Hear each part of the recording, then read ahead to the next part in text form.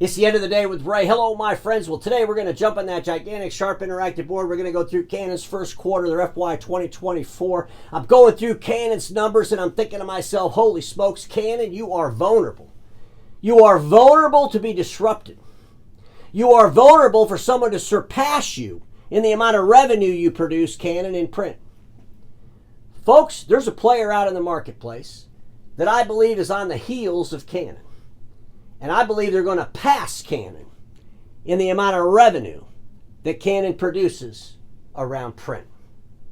And that contender is Fujifilm. We all saw the recent press release. I've talked about it here on the End of the Day with Ray a couple of different times, where Fujifilm and Konica Minolta are exploring the joint venture around manufacturing. Personally, I believe that Fujifilm is doing due diligence on the entirety of Konica Minolta.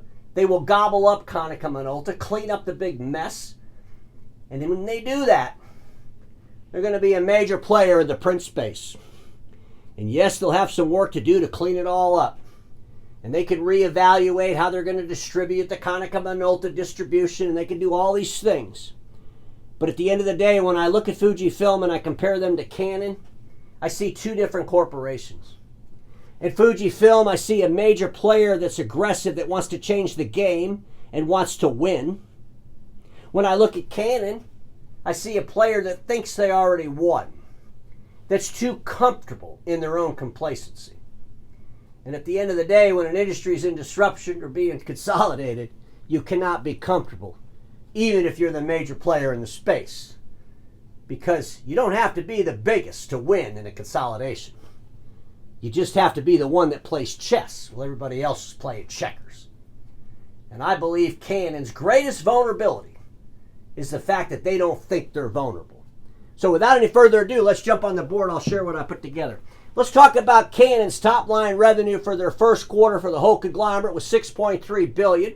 They had an operating profit of $510.8 million, or 8.1%. If you look at just the print business, the first quarter for Canon, $3.7 billion in top-line revenue with an operating profit of $414.5 million, or 11.3%. I got to put down the magic pen. We're going to give them a big clap. Congratulations, 11.3% on $3.7 billion in the print business. Here's the first comparison that I want to do with Canon and Fujifilm. Let's look at 2023 numbers. The FY 2023 for Canon, their total conglomerate, did $26.7 billion in revenue. The print business did $15 billion, representing 56.4% of Canon's total revenue. Fujifilm, the whole conglomerate, did $18.8 billion in revenue for their FY 2023. The print business was $7.4 billion, representing 39.5% of their total revenue. Ladies and gentlemen, what that tells me is that Fujifilm has some great business units other than print. Business units that are growing nice in revenue, and all of Fujifilm's business units are profitable. Canon does not have a problem with profitability. Canon does fantastic with operating profit. Folks, at the end of the day, they should be applauded for their operating profit. But I believe that Fujifilm, the fact that only 39% of their revenue is coming from print, makes them want to grow that business. And while they're growing their print business, they're also going to grow those other diversified business units. But at the end of the day, ladies and gentlemen, if I'm right and they do gobble up all of Konica Minolta, Konica Minolta's print business, digital workplace and professional print combined together was $5.6 billion. Yeah, some of that has to get thrown out in the trash, there's no doubt about it. But at the end of the day, could we add $5 billion to that $7.4 billion that Fuji's already doing? Are we going to be between $12 and $13 billion worth of revenue coming out of Fuji around print if they gobbled up Konica Minolta? They're getting pretty close to Canon's total revenue in print. Ladies and gentlemen, I'm telling you right now, Fujifilm is a major contender to cause even folks like Canon some concerns if they're smart. Let's look at the print business for Canon broken out. They have the production business, $631.3 million. They have the office business, $1.6 billion. The prosumer business, $1.4 billion. Ladies and gentlemen, when you look at all the products that Canon sells, when you think about Fujifilm and all the products that they sell and all their manufacturing aspirations, I got to tell you something. Fujifilm can be a major contender against Canon. Will Fujifilm go out in the marketplace and find some inkjet technologies or partner with some folks around inkjet technologies that can help them create their own prosumer group, if you will? Will Fujifilm pay attention to the fact that in business printing we're moving more to A4 and we're going to have to replace those overspec'd and oversold A3s? Will Fuji pay attention to these things? Will Fuji pay attention to the commercial and professional print space? I believe they will, because Fuji's disciplined. Fuji wants to be a major player in the space. Fuji's getting aggressive. And at the end of the day, that makes Canon vulnerable. Ladies and gentlemen, Canon says they got a 1% market share in the desktop printer. I circled it over there. Includes units supplied on an OEM basis. We all know who they're talking about. They're talking about all the stuff they make for HP.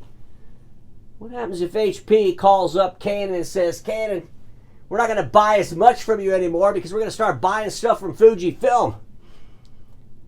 Ladies and gentlemen, I'm telling you right now, Canon, 20% of their revenue is coming from one customer, HP. If HP, under pressure, decides they're going to start shopping manufacturing, Fujifilm's in a good position to become a manufacturer for HP. Folks, as the industry consolidates, as we go through disruption, it's not the biggest that always win. It's those that play chess while everybody else is playing checkers. I wanted to look at the balance sheet a little bit between Fujifilm and Canon. Amazing stuff. Asset to equity ratio over at Canon, 65%. At Fujifilm, 66%. At the end of the day, these folks are solid companies, Canon and Fujifilm. Then I wanted to compare them to the total disastrous train wreck, a company called Konica Minolta. One of the reasons they just have to go away, folks. Konica Minolta is the worst performing player in the entire industry. Their numbers prove it. And Fujifilm's going to gobble them up. Quite honestly, Canon should have done it. Because either one of these folks could have done it very easily.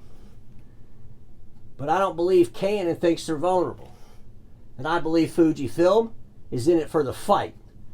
They want to win. Fujifilm and Canon have great opportunities because they are disciplined companies. They produce a lot of revenue. They have diversified platforms within their conglomerates that are actually profitable. And they're just well-run organizations. But Canon, 56% of your revenues in 2023 came from your print business. If you lose some of that print business to someone more aggressive in the marketplace, a company called Fujifilm, how does that impact the rest of your business? How does that impact your overall profitability? If they catch you off guard and you have to make up for time because you were caught off guard, how much does that distract you in the marketplace? At the end of the day, folks, we're going to consolidate. Fuji's a player, and it wouldn't take much for Fujifilm to surpass Canon in the amount of revenue that Canon produces in print. And everybody watching me knows this. Status quo is the killer of all that'll be invented. Don't get stuck in status quo, and I'll see you all tomorrow.